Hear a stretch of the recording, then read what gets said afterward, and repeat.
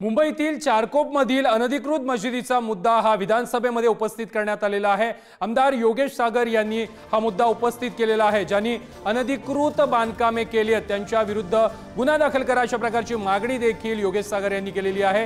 योगेश सागर यांच्या प्रश्नाला मंत्री शंभूराज देसाई यांनी देखील उत्तर दिलेलं आहे।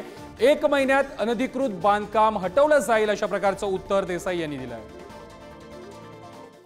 या सोसायटीच्या क्लस्टर बैठा चाळीच्या आतमध्ये जी गेटेड आहे ती त्याला दरवाजा आहे, सोसायटी बंद करता येते अशा ठिकाणी अध्यक्ष महोदय मशिदीचे अनधिकृत बांधकाम हे मशिदीचं करणं अध्यक्ष महोदय योग्य नाही। याच्या संदर्भात मी कंप्लेंट केली अध्यक्ष महोदय, त्यांनी निरीक्षण केलंय, उत्तरामध्ये म्हटलंय की हे परवानगी शिवाय करण्यात आलाय।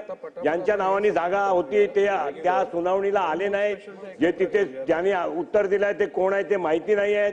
अशा पद्धतीने अध्यक्ष महोदय हा धार्मिक वातावरण तंग करण्याचा कार्यक्रम आहे। सन्माननीय सदस्य योगेश सागर साहेब सांगतात त्याच्यामध्ये तथ्य आहे की परवानगी न घेता 3 गाळ्यांचं 1 गाळा करणं, प्रार्थना स्थळाची कुठली अधिकृत नोंद नसताना तिथं प्रार्थना स्थळ तयार करणं हे स्थळ पाणीमध्ये आढळून आलेलं आहे, हे चुकीचंच आहे।